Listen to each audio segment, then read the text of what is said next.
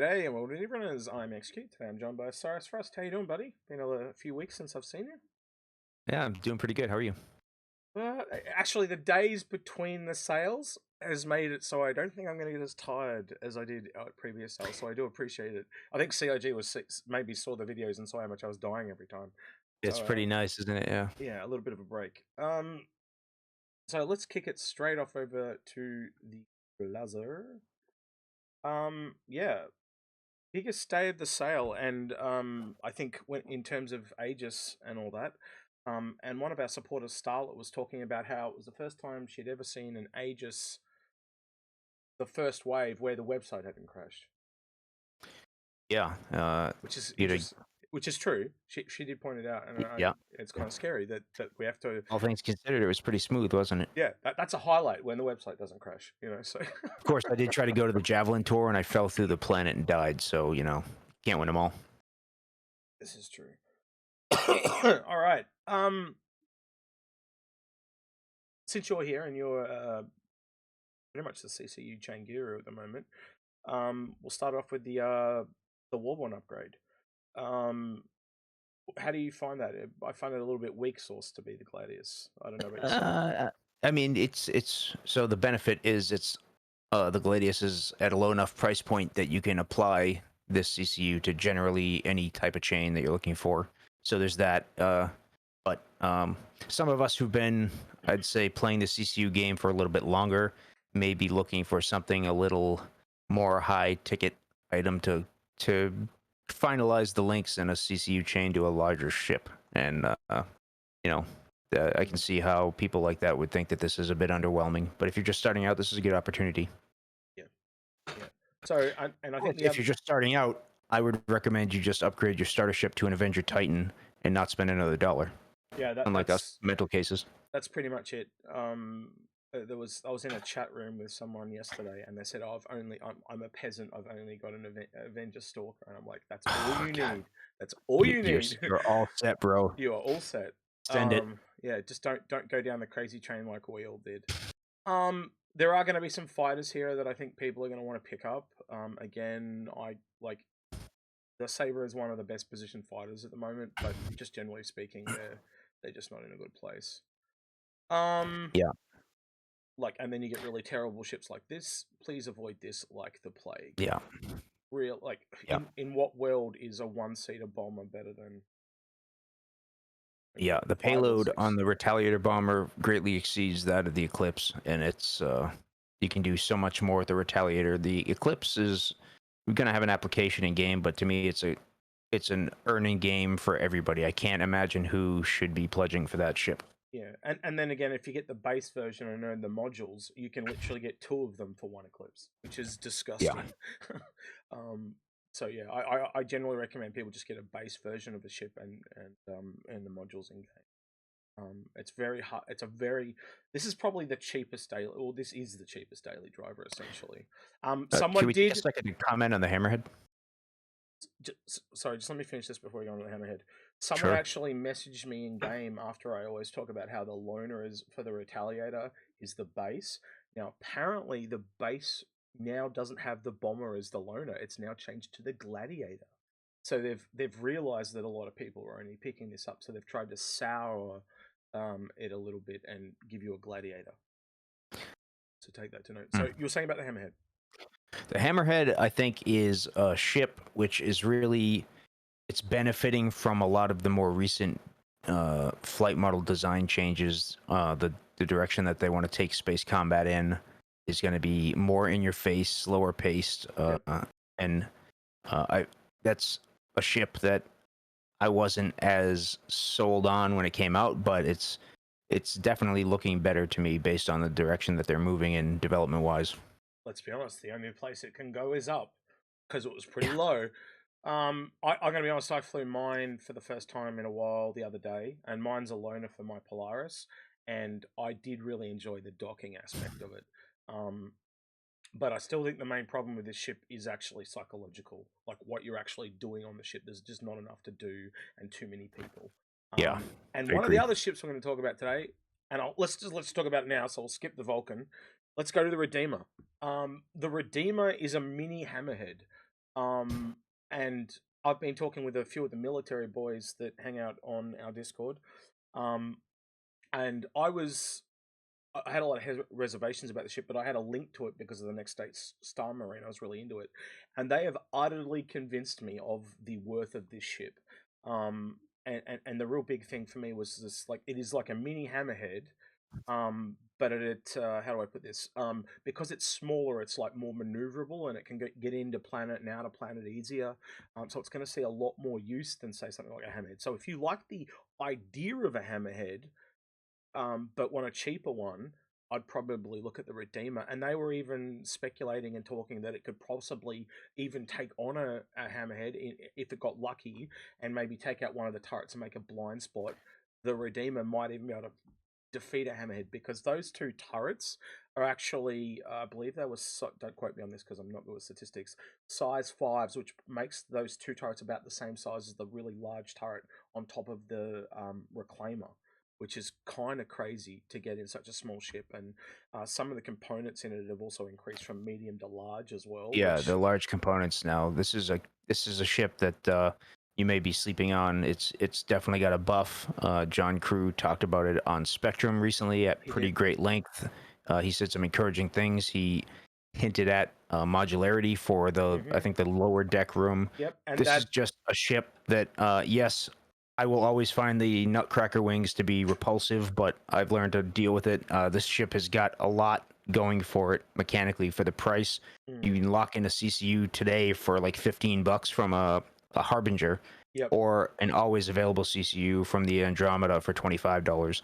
Yeah. And just wait and see how it turns out. And at the very least, if you're playing the CCU chain game, Mm. this thing is going to skyrocket in price once it comes flight ready, Yeah. which is happening later this year. It's probably, I'm trying to work out how much bigger it's got, but it's definitely bigger than it used to be.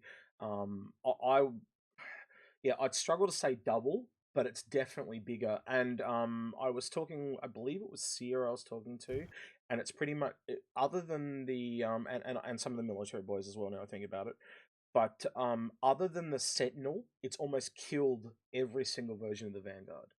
Because the module that they're talking about, the most like John Kerr in his post says, the most common or most likely module to come is the original dropship variant. So that means you'd have a by default the long range version, so it makes it like an escort type style ship, but then you can swap out that bottom module and make it like a drop ship. So literally it covers both those combat roles, where you could come down and play Overwatch and actually let other drop ships drop stuff off, or you could be the drop ship yourself as well. So you could essentially just have two Redeemers come down, one playing Overwatch and one being the drop ship. It's yeah, just I'm really, really happy where they've taken the direction of this ship. Way more than I wanted to be. Like, I wanted to love the ship, but I just thought it had all these issues. And in the last couple of days, these military guys have really put me at ease and got me really excited about the ship. And I just want to share that with people, because I do firmly believe that that's going to jump by. I would say, how much do you, if you were to take a guess, how much do you reckon it's going to jump by? I'm going to say probably $50 minimum. I don't know. Maybe because it's an anticipated ship. I think that it still tends to be the case that flight ready price escalations are in the order of like 10 to 15%. Hmm. I can see it 275, 280, something like that. Uh, Maybe 300 because of how popular it is, but I don't think that this is popular in the way that the Banu Merchantman or the Carrack were popular. Yeah, I'm So I don't know thinking. that I'm thinking. anything higher than 275 would really be warranted. You know, the reason why I But think who it's knows? jumping 50 is because of the vast size increase. It's actually drastically increased in size. Um, so that's where I'm kind of thinking it may increase. Anyway, let's move on. As usual, the Idris is sold out and the Javelin sold out in less than 30 seconds. So you don't need to worry about those. Um, but yeah, you got one last year, didn't you? I got one at the IAA, the anniversary sale last year. I'm very relieved to finally not be playing the F5 game. Thanks for wasting all my time, CIG. What's your what's your take on these aftermade kits? It's really interesting. I think along the same lines we were just talking about with the Hammerhead and the direction that they're taking flight. The there may be a perception of the railgun that exceeds its actual combat utility. It's going to be like an alpha strike weapon, but that thing is the Idris is not a very maneuverable ship, right? And Yeah.